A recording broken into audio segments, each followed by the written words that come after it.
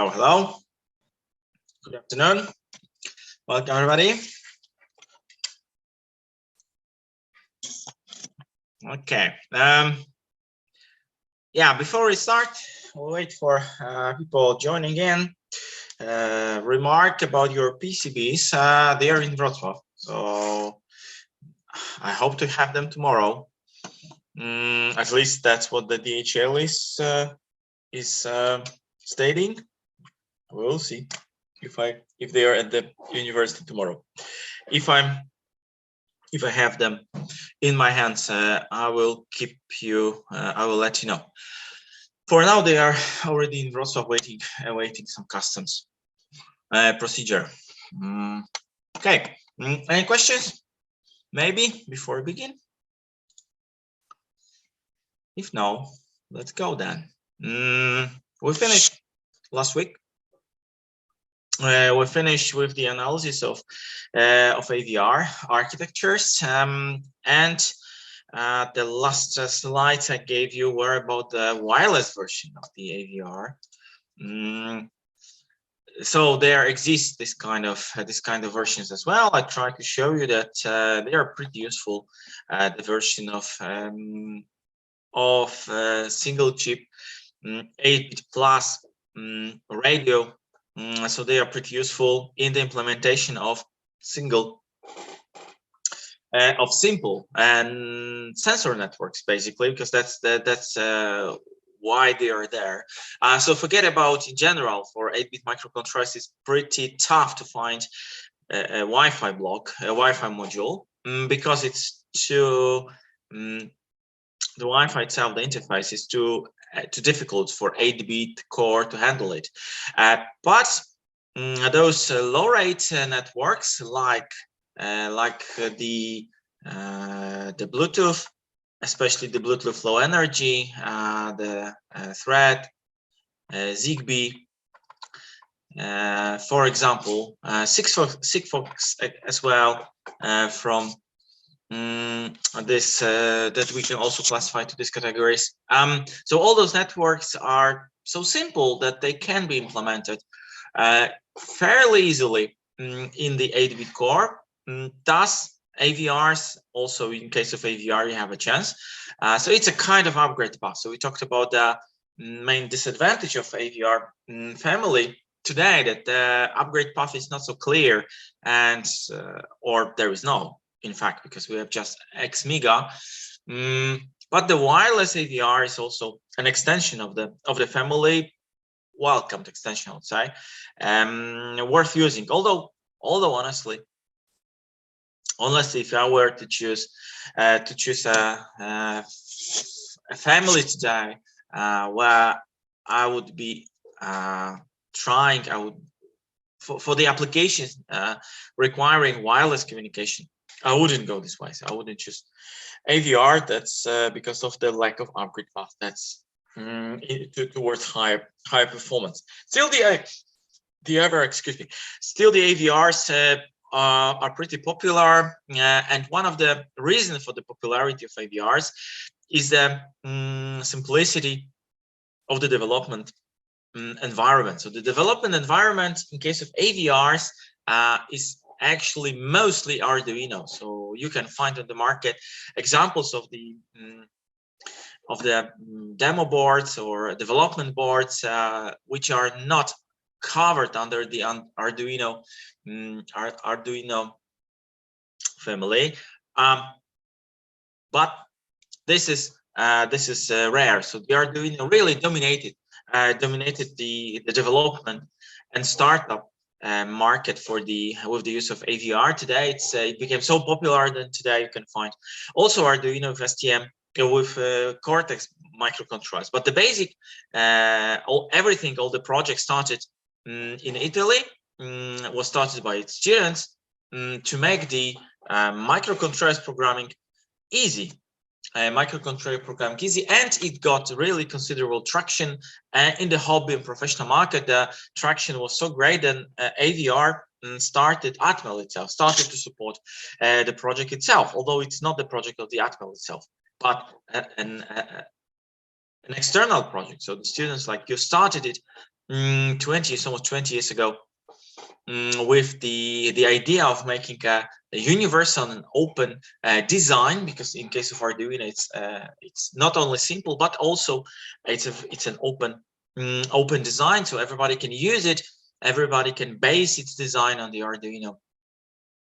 On the Arduino platform, you can buy something that is already there, that is delivered by the companies, but you can also use a schematic, so something like this. So you can buy a ready board, just connect your sensors, your actuators to this board, and computer, and that's it, and make the programming, graphical programming even today, but also you can use the schematic. The good thing, so the excellent thing about the Arduino is that we have a huge number of available demo boards that we can use as standalone, or we can build it in a larger design.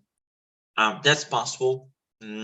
Also, we can use the schematics that are available, and we can, basing on the connection diagram of the microcontroller itself, we can just either trim the existing diagram, the existing schematics, or extend the existing schematics towards the requirements of the particular project. This is extremely useful. Also, the huge amount of demo boards, so it's just an old picture, in fact, of the various boards that are available under the that are making the environment of Arduino, or the world of Arduino. Plenty of boards, basic ones like this one, all specialized for supporting Internet of Things, supporting education, supporting wearable, or the design of wearables within this environment. So this is definitely a positive thing. As an example, Arduino Mega board, which is the base board for many extensions that you can connect to this board. And for example, this hardware delivers 54 digital inputs and outputs, 16 analog inputs, 4 UARTs, USB connection, crystal on board, power jack, and the programming header, reset button. So all what is necessary, in fact, you can find here. So here I have a USB power supply, all the extension connectors. Theoretically, the board isn't that difficult, yet it really simplifies the beginning of the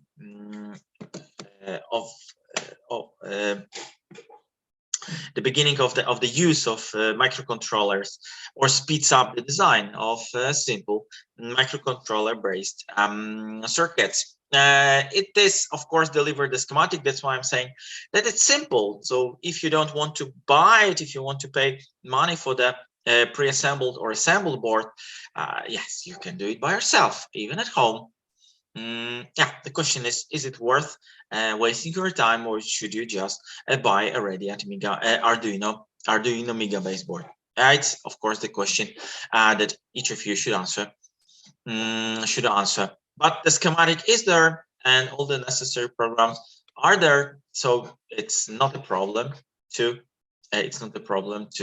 naturally do it by yourself. Then, apart from the hardware, the very strong part of Arduino is the simplified software. So you can naturally use the Arduino hardware together with Atmel Studio, so the basic software in the development environment, but the basic free of charge development environment delivered by Microchip today, but the Atmel in the past.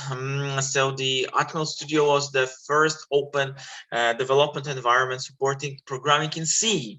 So I remember the times when the assembly was for free, but the C compiler required extra money, in fact, for the license of the C compiler. Today, C is for free, and in case of Arduino, we've got even more. So we've got the Arduino software, which is not only full of sample projects that you can try to use, but also it is supporting the graphical programming thanks to the Java-based graphical environment cross-platform, which means that plenty of libraries, not only examples but also libraries and graphical programming. All this gives again a boost in time to market, in reducing time to market of our project, and that definitely that's one of the reasons behind the success of Arduino around us.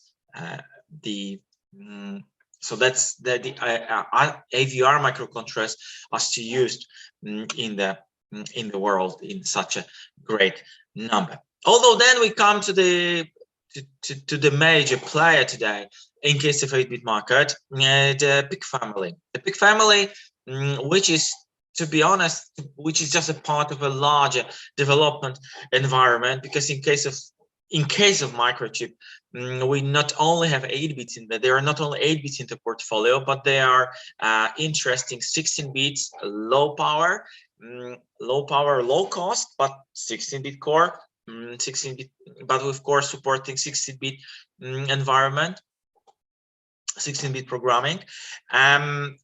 But also we have the 16-bit unit supporting the signal processing, even I would say supporting the floating point operations, but mainly in case of signal processing here, I mean, so the major support is in instructions like multiply and accumulate, so instructions for digital filters. And the top of the family are the 32-bit units, which are not far from Cortex-M.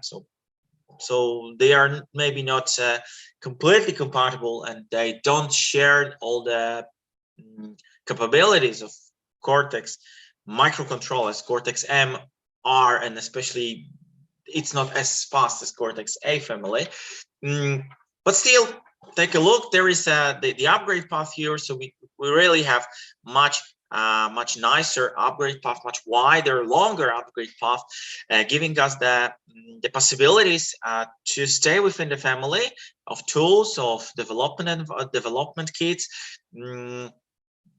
of the programming environment, still within one family, for various applications, ranging from, of course, embedded, because this is for embedded applications. So these processors are not rather to support the computer or some tablet, but for embedded applications, various embedded applications, even quite demanding, quite challenging in case of signal processing.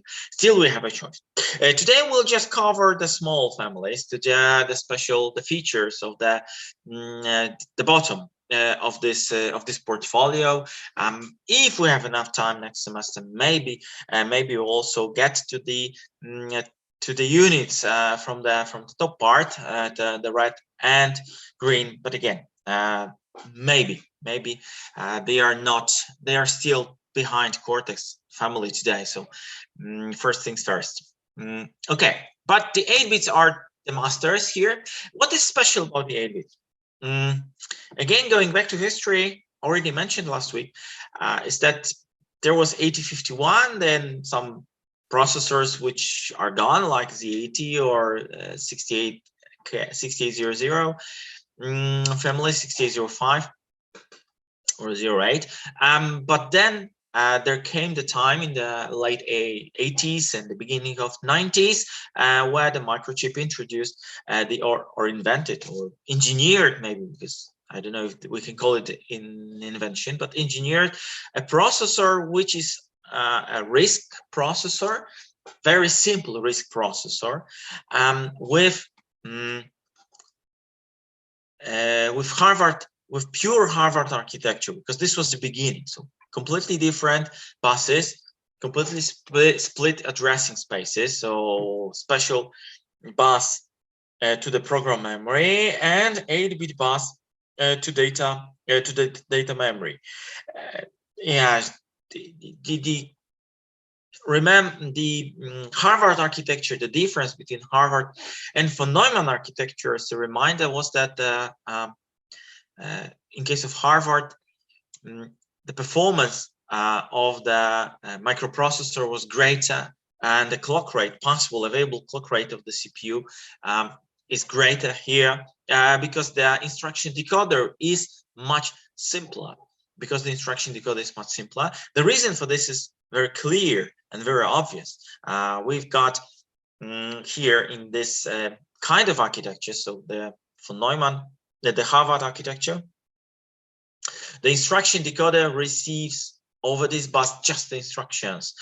So if there are any data needed, the data communication goes through this bus only. So we don't mess up the bus, or we don't multiplex. We don't need to multiplex and then demultiplex data and program. And that's actually the reason why the instruction decoder is simpler, because the complexity of the instruction decoder is deciding about the complexity of the CPU. In fact, thus the complexity of the whole CPU is lower, and the clock rate, possible clock rate, is high. That was the idea about from the onset of microchip, that the processors were to be very simple, very trivial in case of hardware, thus cheap, because it wasn't about the performance. This is the 8-bit microcontroller, therefore it's more important that it's simple, it's cheap, it's low cost, it's low power, and even that it's real time. Then it's very fast. So if you need something faster, you have to take 16 or 32-bit core. So for this reason, this was success from looking from this perspective, and the idea of a simple yet powerful enough, I would say, microcontroller was a success.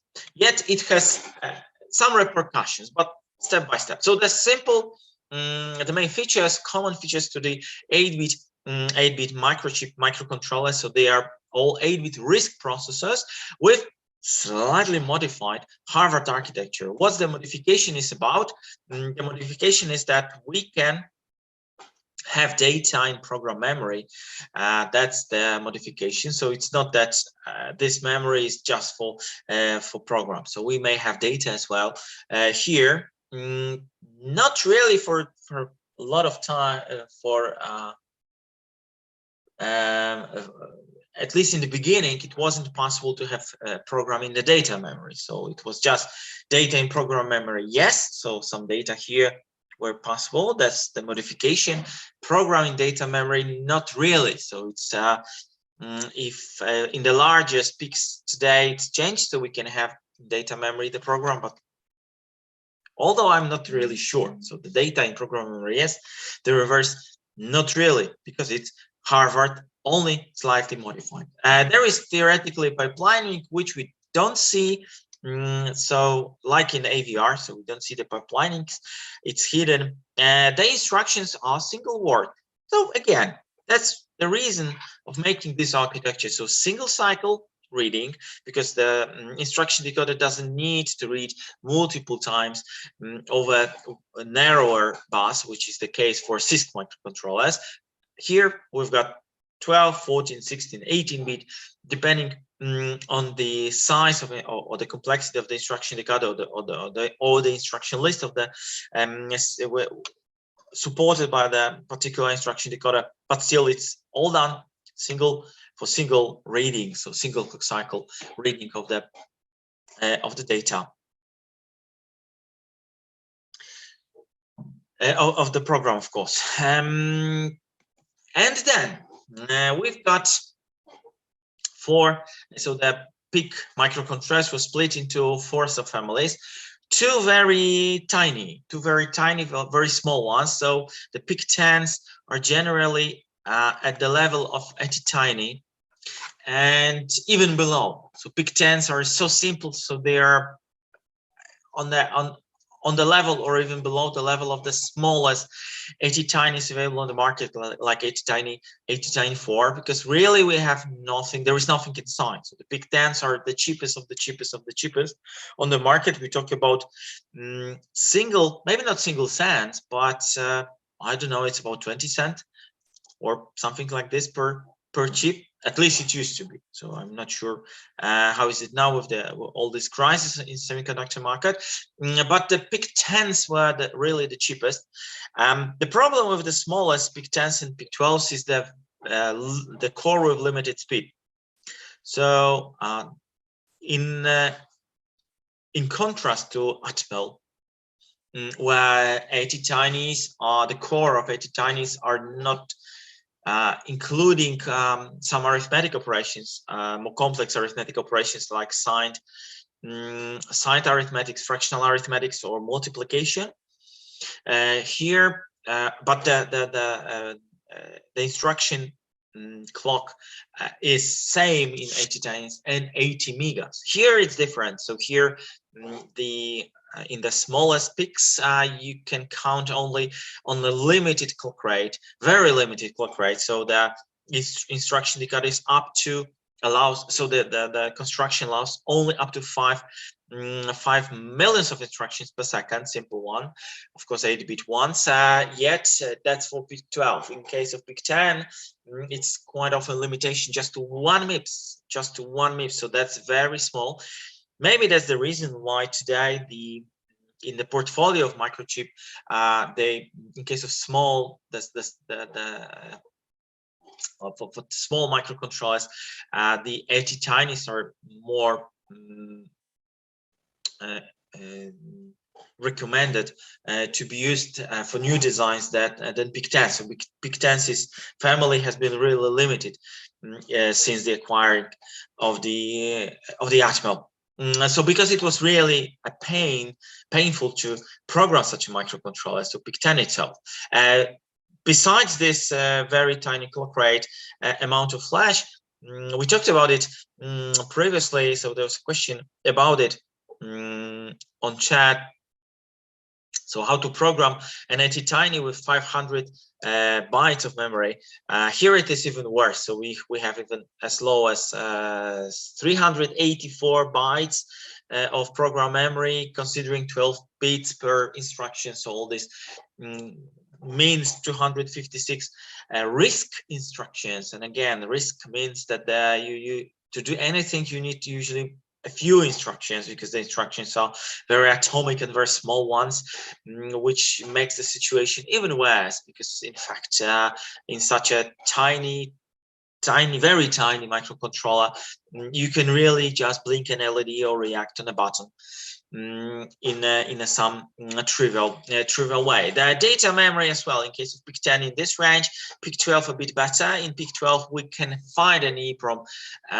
If forget about it, in PIC-10 in PIC-10 family, very simple peripherals as well available. So don't count on anything. 16-bit, so just 8-bit timers, simple ADCs, like in ATtiny, remember, with analog comparators as well, simple PWM and input capture functionality of the timer. But all this at a very low cost in the very tiny packages and a very low price. So this is definitely an improvement. So the strong part of this very little and very tiny microcontroller. The problem from practical point of view is really a very simplified core. So simple then just 30 instructions are here. We talked about the previous semester, we talked about the PIC-Blaze core, which is basically sharing these very few instructions. But the PIC-Blaze, as you should remember, is not a standalone core. It's a microprocessor that is to be implemented inside programmable logic, usually for doing a single task. And the PIC-10 is a standalone processor, microcontroller even, and still has very few instructions. So the programming, together with a very small clock rate available, because we've got also characteristic feature here in Atmel, in AVRs, one clock cycle, one instruction cycle. Here, 4 clock cycles, 1 instruction cycle. So there is a 1 to 4 clock rate, which means that if there is a 4 megahertz clocking available, then we've got just 1 billion of instructions per second executed. So a very tiny number today. So the number which fits well into the 80s, fitted well in the processors from late 80s, but they definitely it's not up to date. That's the problem. So the small amount of memory, almost no SRAM, very tiny cases, low power supply voltage, low price. Internally, there is also one more horrible thing. I wouldn't say it otherwise. Besides this very tiny memory, besides this no RAM, and almost no and almost no peripherals, because just one GPIO, one timer, really nothing. So this is the exemplary. So it's not the smallest PIC. It's not the smallest one. I chose just one of the PIC 10s. So PIC 10 F200. Problem with the a bit problematic from small things about PICs is that this marking of the F means really not much, because their numbering strategy is just an ordinal number. So it's not that the greater the better, smaller worse. It's just an ordinal number, but that's a small thing. And what is really painful really is this. What is really painful is this. What's this? It means that we don't have a stack pointer here, but we've got a stack really of 2 levels depth. And what does it mean? It means that if you call a function, and then in a function you want to call another function, really forget about it. Because if there an interrupt is serviced, then the interrupt needs the stack to return as the problem. So just a 2-level deep nesting of procedures, not even interrupts. What is worse, even, or maybe not worse, but also not the nice thing, is that the stack itself is just stacking the program counter. So forget about using stack for data. A thing that is very widely and very commonly used in microcontrollers in programmed in C or C++. So the compilers in C++ are extensively using stack for transferring variables between functions, for example, and in general for automatic variables. Now here, definitely not possible. No memory, so where to put the data, where to store the data, temporary data. It's a very good question. So in general, the PIC 10, unless you really want something very cheap, dirt cheap, even I would use this side, and in a very tiny case, definitely it's greatly. I wouldn't say it's greatly. It's a very bad idea to choose. Oh, maybe this way. It's a very bad idea to choose it. Okay, they have a question. Yeah, that's a very good question, and I would say answer this question.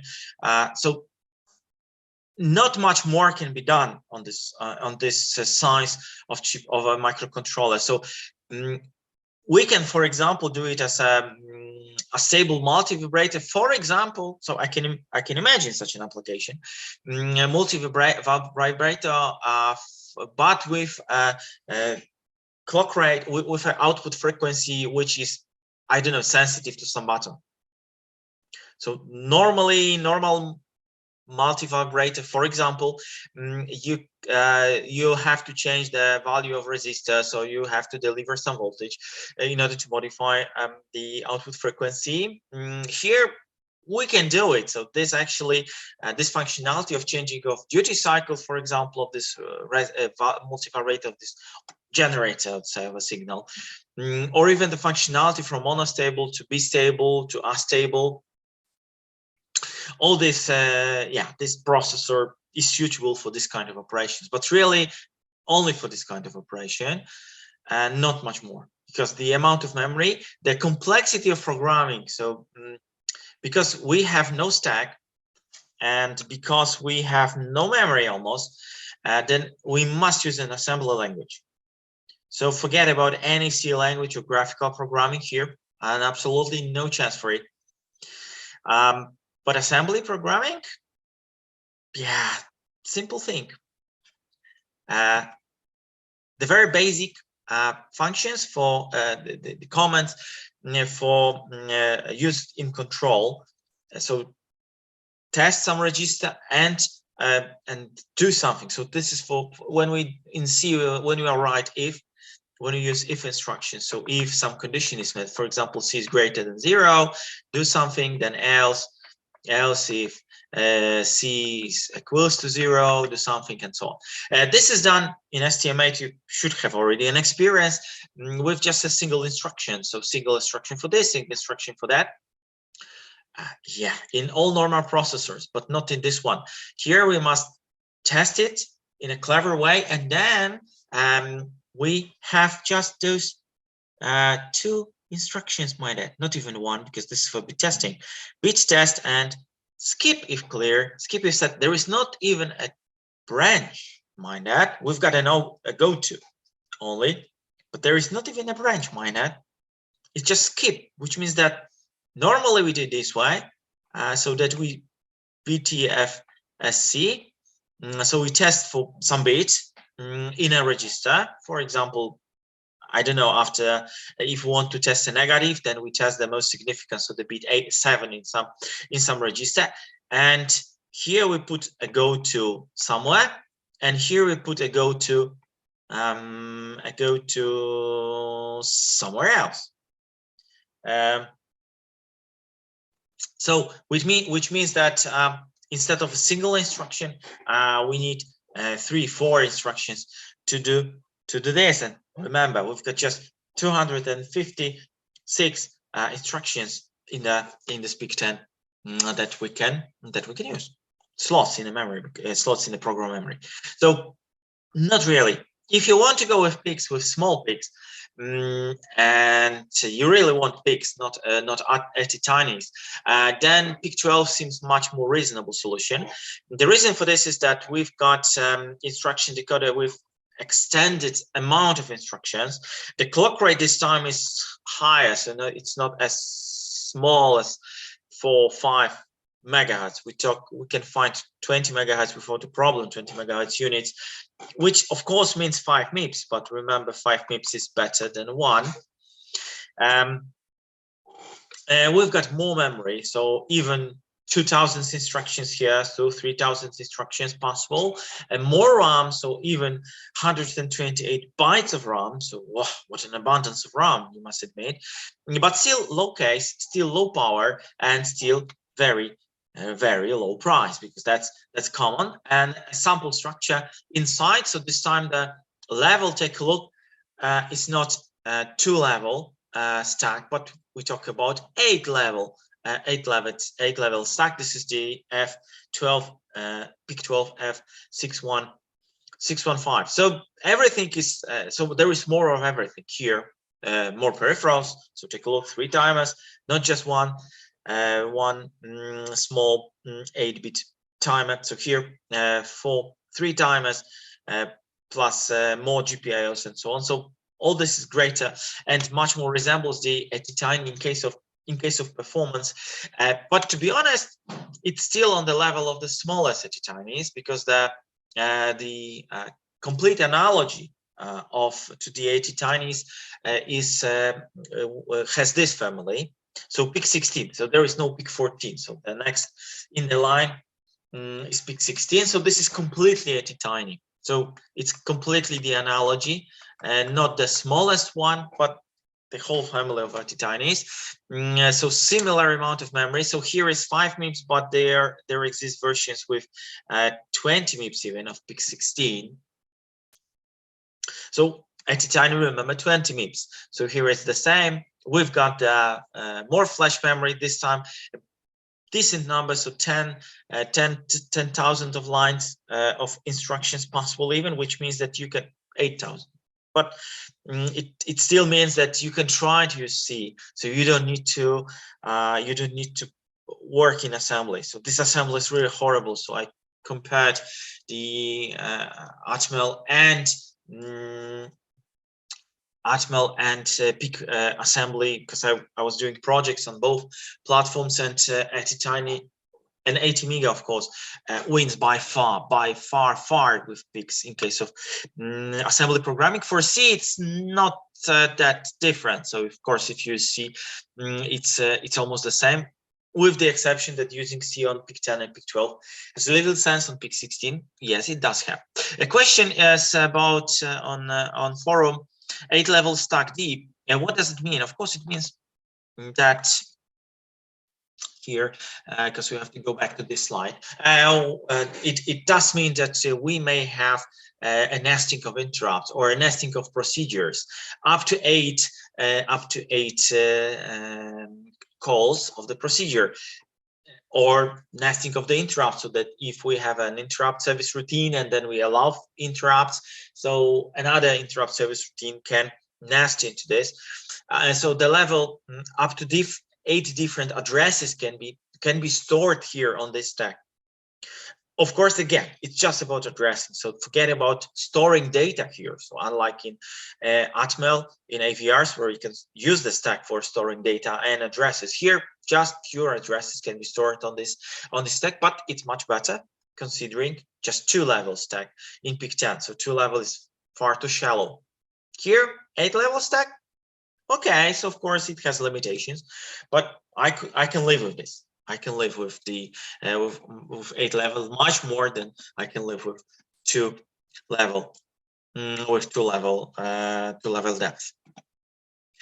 Going back to the features of PIC16, the very new features are here in the red compared to PIC12, which means that we can count on 16-bit timers. Warm welcome. We can count on a communication interface. So in PIC10 and PIC12, forget about communication interfaces here. Basic ones, of course, because we talk about UART, I2C, SPI, but still you can find it as well. The nanowatt, they call it, the technology for extra low power, not even ultra, but extra low power. Extra, why not super duper low power? But that's another question.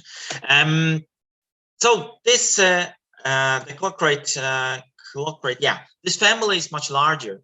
What I wanted to tell you, it's much larger. So it used to be about 100 different versions of PIC16 available, more or less. So it's the number is changing because it's, of course, it depends how we count it, but it's more or less about 100, between 70 and 100 different versions that were produced in the past and are available right now. This family, yeah, my first experience with this family was in 1995 or 94, something like this. So yeah, it's quite an ancient family. So in general, the main one for PIC, it used to be for years. Today, PIC18 from 8-bit microcontrollers took over. But PIC16 is still can be used in the fields where you need something simple, something cheap, not so cheap, so simple as PIC10 or PIC12, but fairly simple. Again, something that includes single peripherals. Take a look, even USB can be found here. LCD drivers, sensing of capacitance for. It's not for displays. I don't know if you can use it for capacitive displays, but it's rather for capacitive buttons. There used to be such a technology, still used somewhere in some applications. So that's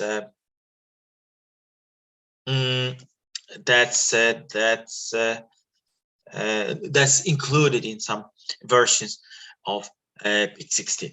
And then we come to the family, which is a direct analogy to 80 mega. There is no 8-bit analogy to 80x mega, because x mega was an extension of mega towards the 16-bit microcontrollers, but it's still 8-bit microcontroller. And the next in the line is PIC 24, PIC 24, which is not which is better than XMega, to be honest, because it's fully 16-bit microcontroller. So there is no analogy in the family of PIC to XMega, but to Mega direct analogy is PIC 18. But let's have a short break now, and after the break, we will get back to the brief analysis of PIC 18.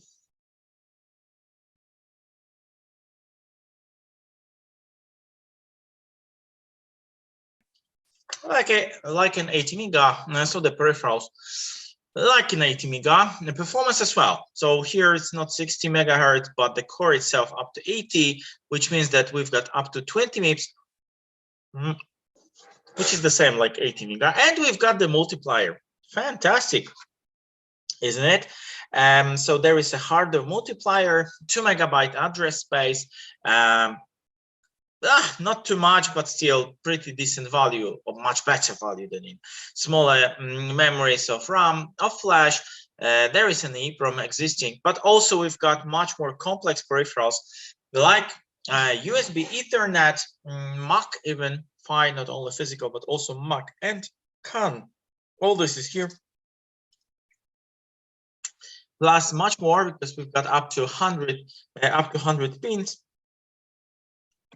Up to 100 pin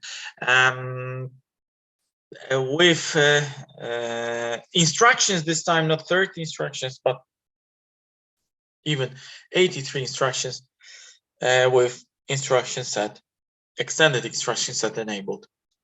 So it's not very abundant type of microcontroller, but much closer to or at the same level of 80 mega. There are some problems too. It's not all as rosy, unfortunately. Small example, a multiplier.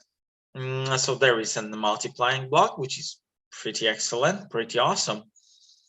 Would be pretty awesome if not the performance, mind that. So the hardware multiplier for 8x8 unsigned gives us a fantastic single cycle operation, which means that at 40 megahertz it's 100 nanosecond per operation. That's splendid. Yet for some reason the signed operation requires 6 clock cycles. What the hell is the difference? I don't know. In case of Atmel, if there is a multiplier, it supports not only signed and unsigned operations and mixed signed operations, but also fractional operations. And all this in 2 clock cycles, which means that at 20 megahertz, it's 100 nanosecond per instruction. Here, take a look. If you want to make unsigned operations, 100 nanoseconds.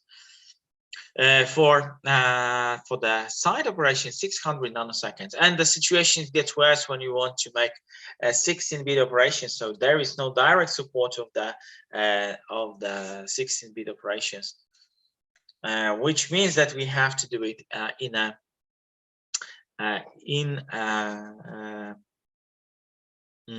semi-software way, which costs us 28, or for signed operations 40 clock cycles. Of course, it's still way better than the same version to clock without, so 256 clock cycles, so 24 microseconds for a stupid and simple and straightforward multiplication. So that's the cost we pay for a RISC processor.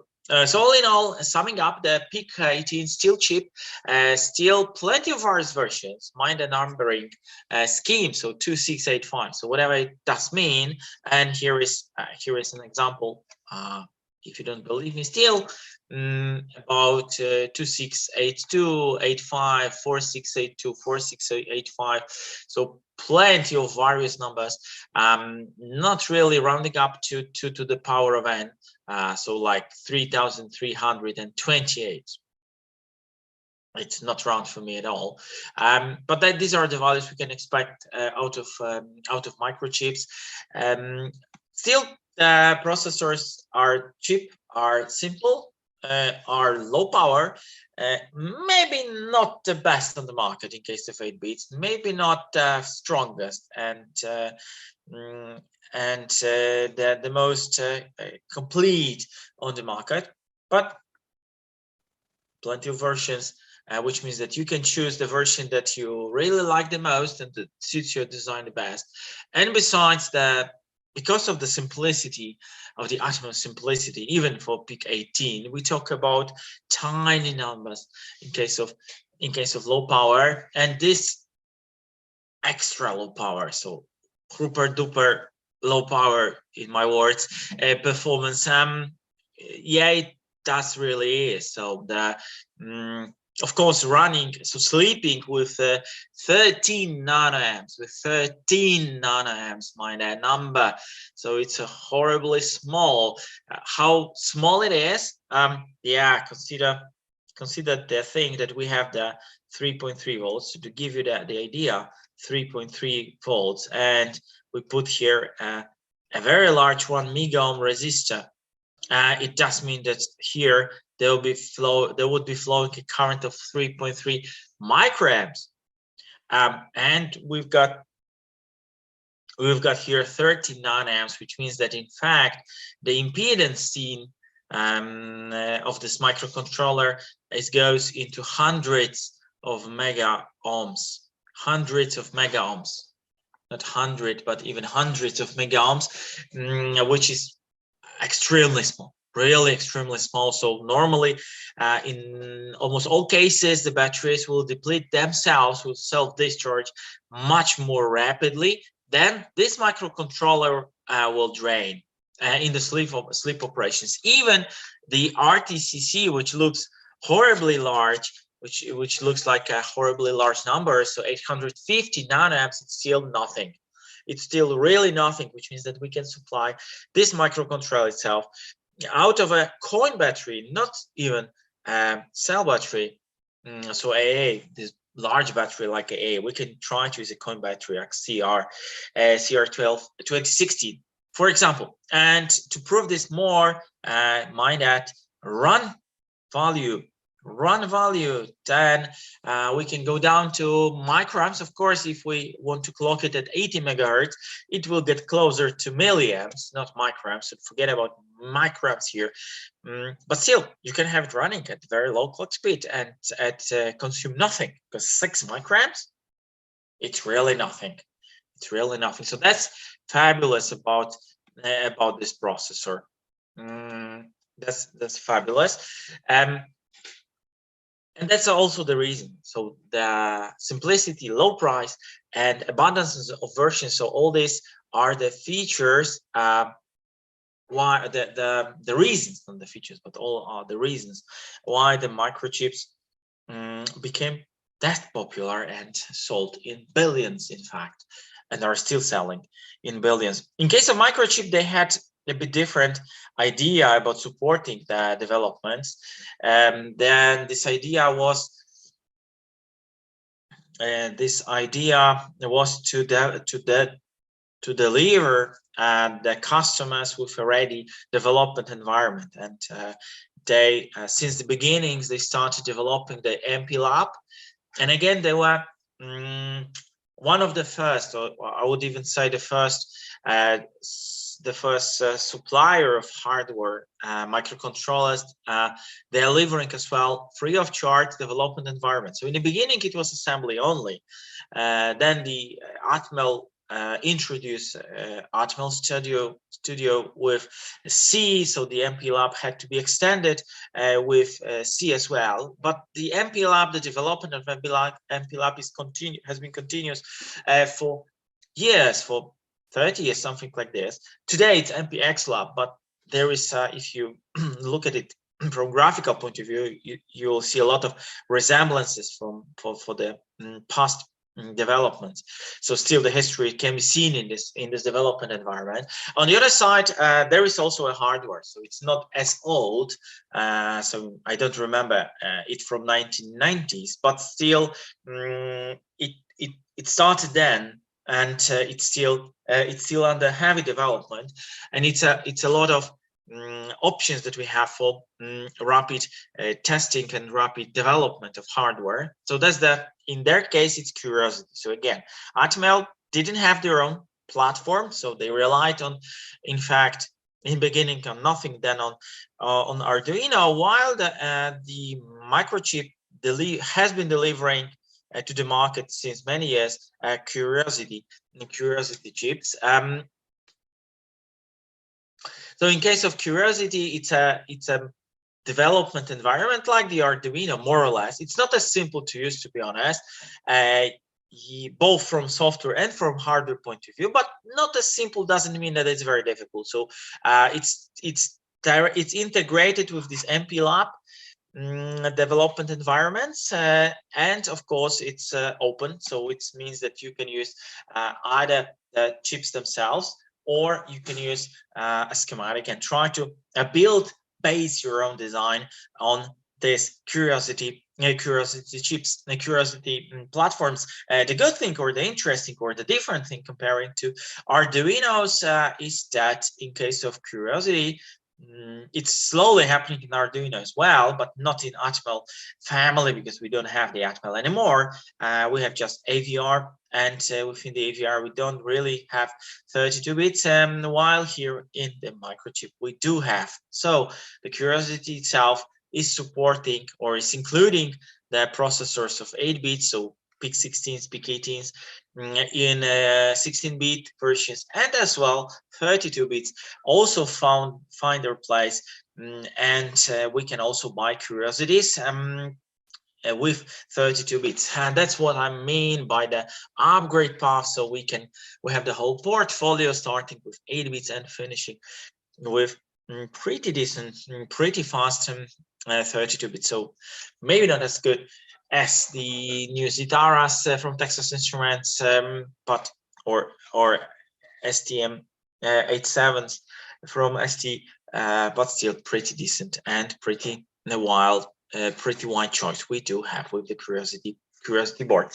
The idea about the Curiosity is very much the same. So it is to simplify the development. That's why, as with all the development environments, harder ones, we've got the 2 processors actually on the board. One processor is mimicking is translating, not mimic, but is translating the debugging interface the microcontroller is having to the signals and frames of the USB, because usually today the USB connection is used. So it's the same on Arduino, and same is in Nucleus, STM's Nucleus, and same is as well here. And also a very common thing, we've got various connections to more or less standardized to connect various peripherals, various sensors, cameras, for example. So plenty of things here. And as well, we've got some onboard things like the universal paths that you can build something on your own. Some part of the circuitry directly here on the board, or some buttons, LEDs, maybe some basic peripherals like microphones, amplifiers, whatever. Actually, you can find. So that's about the Curiosity. In case of the MPLAB, here is the sample screenshot of the MPLAB. So it's the MPLAB X. Is that the version now? Nowadays, still, yeah, I have to take a look at it graphically. It's something. It's the graphics from beginning of millennium, something like this, maybe end of 1990s. Then it was modern. Today, yeah, the graphic language changed a bit. Yeah, but the most important, so they are not following the path that the Atmel Studio took, because the Atmel Studio today is the Eclipse-based environment. The MPLAB isn't. So the MPLAB it's still under control of the microchip. So they took another path here in case of MPLAB, but still it's useful environment that is shared between 8-bit and 16-bit and 32-bit architectures. So that's what I mean about the upgrade path. So if you need to switch to faster, larger, smaller, or different microcontroller, then you still don't need to learn the tools again, because they are already they are still there without any changes. Okay, and the last out of this, the estimate, the last and the least I would like to talk about today, because the estimate we have already spoken about them a bit, and as well you should have a lot of experience out of the laboratory and the assembly programming of the estimate. So the estimate, it's the successor of ST7 family of ST. The ST has been licensing the 8-bit microcontrollers for years. From Motorola, for example, so the ST5 family. STM8, it's more or less their own construction. So I didn't know anything similar being available in wide production. Maybe their licenses from some small companies or some small group of development, a small development group. I'm not such an expert here, but this architecture, the good thing about this architecture is that it's very decent in case of parameters, and very pleasant to work with. It's even nicer to work with than the Atmel, in my opinion, a family of AVRs. Besides, it's supporting 16-bit operations from the start, and besides, it includes the family of microcontrollers itself. It does include a lot of peripherals which are known out of the larger and older, in fact, because however it sounds, the STM8 is a newer family than the 32-bit STM32, which means that the STM8, in my opinion, is an excellent starting point. Starting point with the towards the Cortex family, and besides the STM8, we can say that it lies within a portfolio of STM8, and that there is an upgrade path from STM8 to STM32. It's not really that true, because the STM8 from the architectural point of view is completely different. Microprocessor maybe, because microcontroller part actually is not that far, but microprocessor core is completely different. And the development environment as well is different. So we are using STM32s are based on Atomic today, and Kyle, STM8 has completely different development environment, although it's being worked on. So hopefully within years, the like Cube is the same. Currently, it's shared, the idea of Cube between STM8 and STM32. So maybe the Atomic will support, for example, there will support for STM8. We will see, as the idea of the upgrade path of the whole family, common family of microcontrollers, starting from small 8-bit, small and cheap and low power 8-bits, to the power beasts, and even above this, because it's not the highest performance today, because in case of STM, we've got MPs today, the MP family with multiprocessing, multiple cores on board. So all this is possible. So ranges from single MIPS to I would say even billions single GIPs, if there were some measures. So 1,000 MIPS. All this within one manufacturer, and let's say that one compatible toolkit. So that's the idea about the 8-bit. Today on the market, we've got the main street STM 8S, 8L, and the automotive versions AL, AF. This family, out of those, so it in case of the abundance of options, the STM8 loses clearly to Microchip and even to Atmel. today. But don't forget that STM8, first of all, it's not to be a self-living 8-bit family. So it's for applications where the complexity of 32-bit it's not necessary, and where the price and power consumption really matters. That's and the simplicity of development really matters. And it is definitely the supplement to the already existing simple microcontroller lines like STM32F0 and the versions L, all the family with L0 and L1 especially. So that's why the STM8 will never be as strong as the AVRs, for example, or microchips. But the family itself delivers pretty decent performance. So don't forget about such ultra tiny solutions like PIC or actually tiny 4, 5, 6, 7. So 4, 5, 6, 7. I don't think it exists, but 4, 5, 9 from 80 tiny subfamily.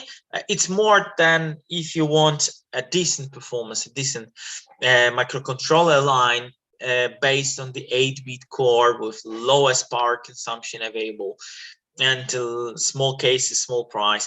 And then this is the case. These are the cases where you should consider, or you may consider, the STM8, the use of STM8. The use of STM8. So take a look at the numbers. So the clock rate is compatible to the clock rates that we have in 80 tinies or 80 mega. So this is the S line. So up to 24 megahertz core, 16 or 24 megahertz, the amount of performance or of memory of RAM like PIC 18 or 80 mega. So it's more or less the same all here as well. CAN available, maybe basic peripherals like SPI, like I2C, like UART, like ADC, like SWIM. So this is programming and debugging, simple programming and debugging the module as well available. So the basic stuff is that it's not much different for the versions for automotive. So the AF version, including lean, but nothing very special, nothing extreme here. In case of the AL version for automotive, so better ADC, but really not much of a difference. And the low power line, again, a copy, I would say, a copy with just a tiny difference in peripherals. So of course we've got some more complex peripherals here, like batch ADC, DAC, LCD interface. But again, it's nothing out of the crowd, I would say, in case of STM8, but a decent performer. Decent 8-bit performer. And the last of the last, in case of this part of this market view, so the eval boards. Fortunately, in case of the eval boards, so there are a lot of holes here, to be honest. So first of all, so the STM8 is such a new family. It's not maybe brand new, but it's new family, and there's not such a great choice as there should be. So it's definitely completely non-comparable to the abundance of boards we have in Arduino case, or even with the Curiosity boards. It's far from this number. Yet the idea of the STM8 eval boards is common to the eval boards we've got in the STM32 world, and for this reason it's not that bad. So we've got the Nucleo boards and the Discover boards, couple of versions, so really not too many. So fortunately, since I made this slide, new versions appeared, but again, it's not extremely popular. What's the difference though between Nucleo and Discover? Because this is common idea to STM32s as well. So Nucleos are the boards where there is mainly a microcontroller program, a second microcontroller for interfacing the swim interface here to USB, and nothing else, and actually just connectors. In case of discovery, on the other side, we've got besides some extension connectors and this programming interface or programming module, we've got the some additional external, usually peripherals, like sometimes there may be a display, some ADC DAC converter, microphone, gyroscope, some different things. So that's happening in STM32 world, but it's the same in case of STM8. So you can see here, this is Nucleo, STM8 Nucleo board, and this is the EVOL, so that discovery board with plenty of connections and some display, so on, for starting your experience in this world. And that's it about the 8-bit families.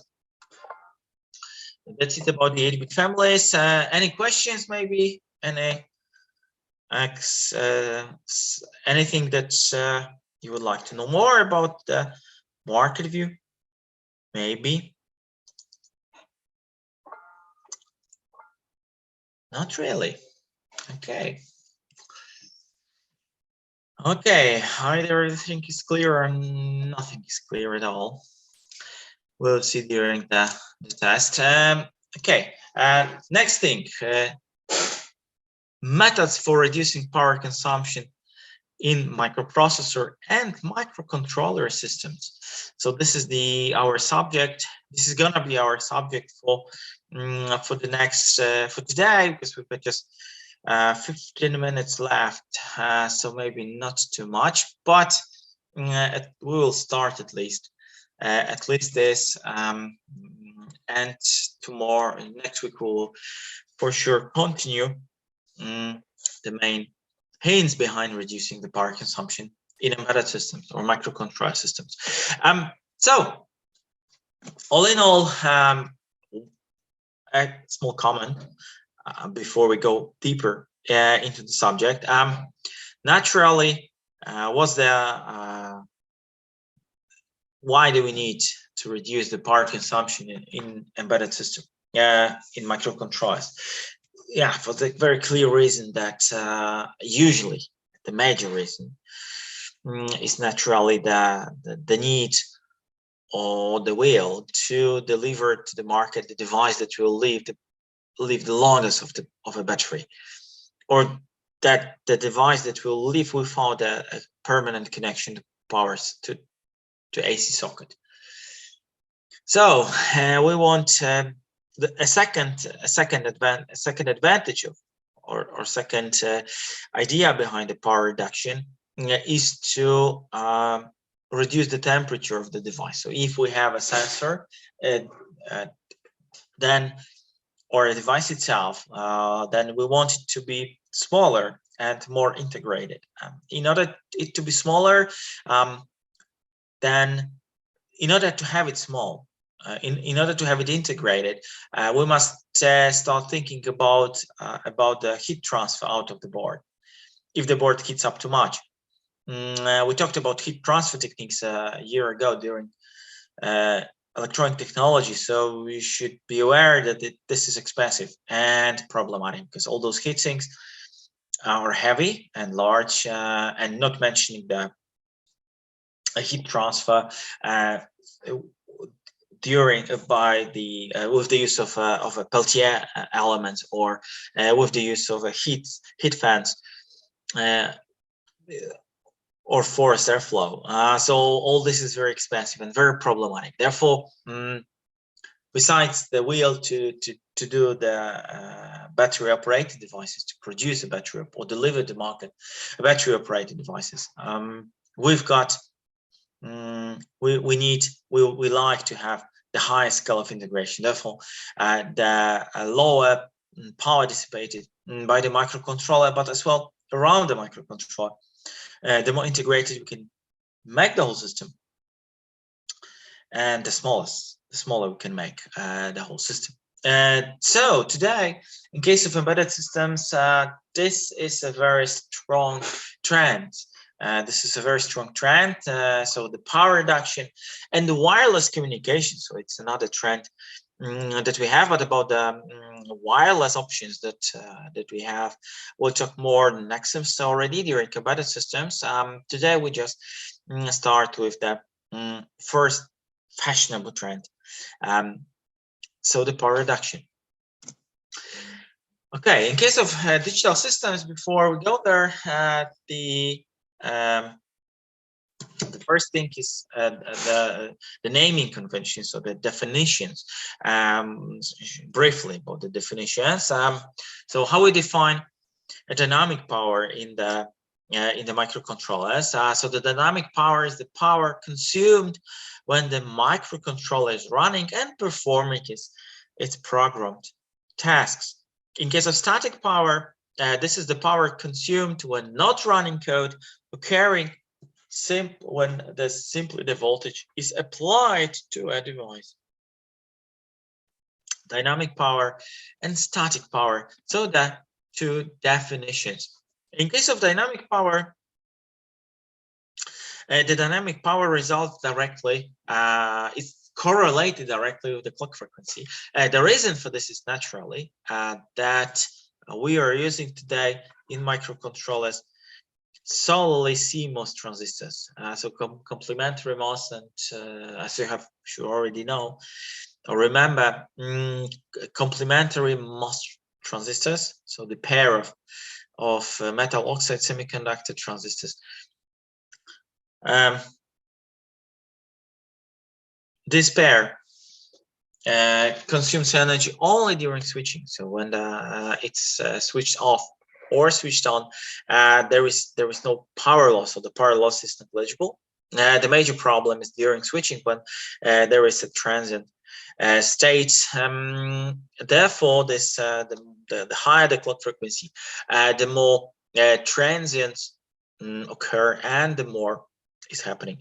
Then to this dynamic power consumption, we can, because this is the major source definitely, but yeah, depending on the classifications, we can classify to the dynamic power consumptions as well. The supply current, which is here hidden under the name of the bias currents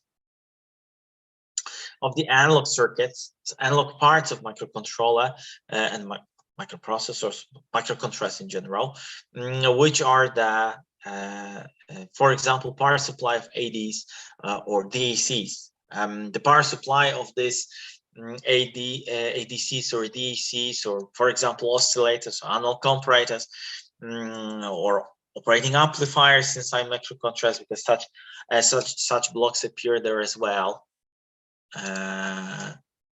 So all those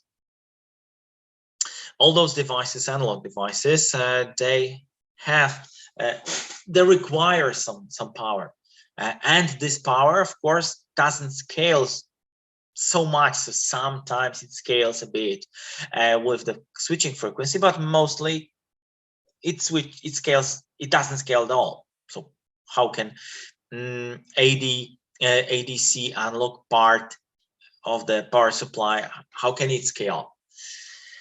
So it doesn't scale. So that's why sometimes we also add this bias current, this power supply current, to dynamic power consumptions. Here we can see the mechanism behind this dynamic power consumption. The major part, which is this part. So let's say this is A. So this is A.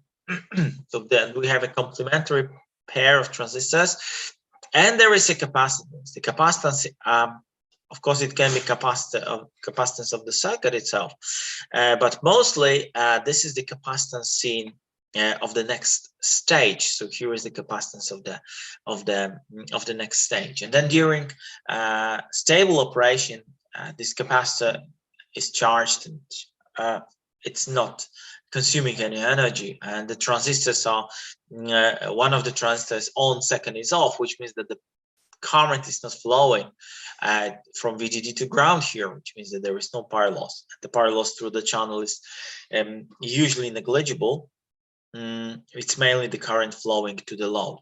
But during switching, situation changes, and this capacitor, so the capacitance usually of the next stage gates, has to be charged and or has to be discharged. And this charging and discharging, it's not only a problem of the power that is there lost, but it's also the problem that so it's not only the power that we need to charge the capacitor, but also because during this transient state, the voltage here and here is not instantaneously on and instantaneously off, but in fact we've got this transient value of voltage because we need to charge this capacitor, so the gates capacitance.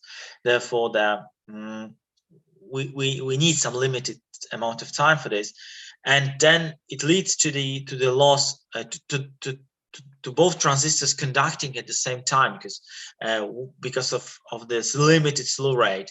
One transistor is still conducting and the other transistor is already conducting, and this leads to the current flowing directly from VDD to ground, causing a clear and painful usually power loss. All in all, this leads to the dependence that the power loss, dynamic power consumption in the digital microcontroller, in the digital circuit in general, depends with the square of power supply linearly to the frequency of switching and linearly to the capacitance of the load, so usually of next gates. Mind that square here, it's a square of voltage. Therefore, if we can reduce the power supply, then we should do it, and that's the reason why in microcontrollers and in general in digital circuitry, the first thing that is done in order to reduce the power consumption is the reduction of supply voltage. The more we reduce it, the higher gain we can achieve. So the higher advance, the more power consumption reduction we can have. Of course, reducing the clock frequency has a linear influence on the operation, on the power consumption of this digital power consumption. Reduction of capacitance, yes, it does have an influence, but normally we have nothing. We really can do nothing with this, because this capacitance depends on the manufacturer and depends on the technology that's used. So of course the manufacturers are doing their best to reduce the C here, so the capacitance of the gates. Yet again, we talk about thousands, even if not millions of transistors in one digital chip. Therefore, this capacitance is non-negligible, definitely non-negligible, despite the efforts of the manufacturers. In case of the static part of the power consumption of digital circuits, this static part, static is not depending on the dynamic, on the clock frequency. So here, maybe I wasn't clear enough. Why the bias current? Because the bias current is not really is scaling with the clock frequency. So why did I put this bias current here in this dynamic power consumption section? That's why this is this question mark. The reason for this is that this bias current, of course, it's constant, yet it's not clock dependent. Yet it occurs only when the microcontroller is running, because if the microcontroller is in the inactive state, is sleeping, if the microprocessor is sleeping, then, and microcontroller as well, then the elements like internal ADC or internal DEC or oscillators internal or op-amps internal, being completely analog devices, especially the op-amps, yet they don't consume any energy, because if the microcontroller is in sleep, then they are in sleep as well. That's the reason why I classified here the bias current to the dynamic power consumption. But again, I don't know if you see that, see the point, because theoretically the bias current is not dynamic because it's constant. It's not clock dependent, so it's constant with clock. So dynamic and something that is constant doesn't really match. But I put it here because if there is no clocking in microcontroller, then simply those circuits are switched off. So they are switched on only when there is microprocessor part is clocked, because then the data from this peripheral parts, from this peripheral unit of a microprocessor, of a microcontroller, they are at all used. And then in the completely static or fully static power consumption, here I placed the here only the analog circuits, but the analog circuits which are out of the microcontroller, so the analog circuits which are external. Because when we talk about the microcontrollers, it's the one problem is a microcontroller, but second part is the power consumptions of the supporting circuitry outside of the microcontroller. So we tend, that's the idea, to have as many, as much as possible integrated inside the microcontroller. But sometimes we have a microcontroller that is not including the peripherals we need, and then we need to add those peripherals outside. For example, I talked about op-amps, operating amplifiers. So there exists operating amplifiers inside a microcontroller, but only a few such microcontrollers exist on the market, including the op-amps. Usually, if we need an op-amp, like you had the problem during the project, that the op-amps you had to add externally to interface the sensors to a microcontroller, and that's actually the bias current of this analog circuitry, the external. So we could, for clarification, add here that it's for external analog circuits, while here the difference is that it's the for the active internal. And as well, this is important here, active, which means that we this is when the peripherals are used, because when the part for where the peripherals are not used, it's classified under this formula. So the leakage current. Leakage means that there is if we put a peripheral, internal even peripheral, because the leakage current here is for internal and external as well. But if we put internal ADC or this internal op-amp block to sleep, so everything is put to sleep and everything is switched off, but there still exists some current flow resulting from the impedance. I showed you the PIC just a moment before, having 30 nanoamps power consumption during switching when it's switched off, but it's not a rule. So this is really low.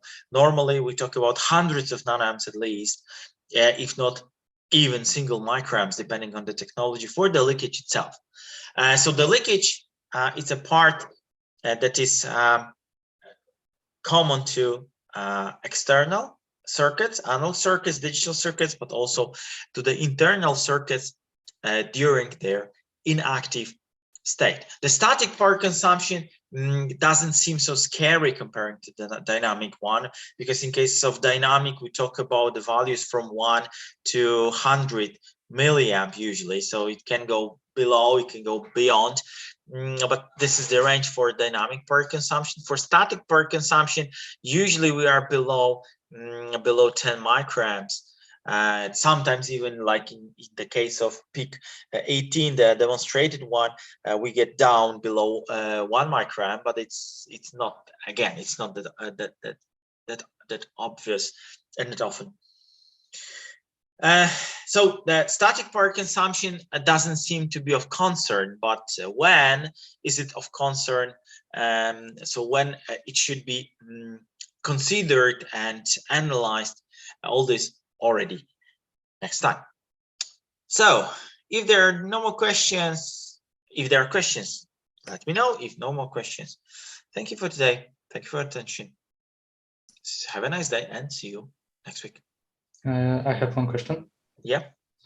When we have a big MCU with built-in switching converter, the switching clauses on this converter are as dynamic or static? It's dynamic as well, because this is scaling up with frequency. So anything that scales up with frequency, we classify as dynamic power consumption. Anything that's not switching with frequency, that it's not depending on the frequency, we classify to static power consumption. The tricky part, in fact, is this part, which again we could put it to static as well, because it's not scaling up with frequency. I put it to dynamic, yeah, not to leave just this lonely part, but mainly the dynamic is something that scales up with frequency within a microcontroller, but as well in case of external circuits, because we may have this DC converter, we may have some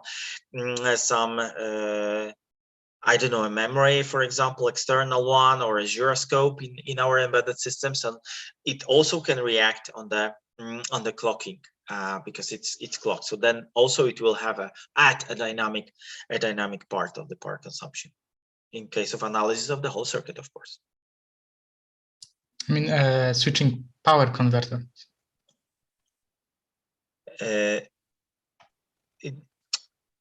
Yeah, switching power converter.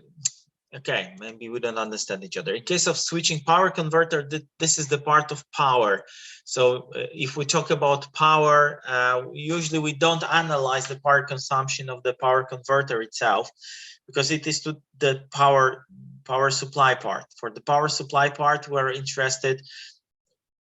Of course, we also can analyze the power supply part for the consumption of the switching part and the bias part, but more important in case of the power supply part or power supply block, is its efficiency of energy conversion, and that's how we analyze the power supply block.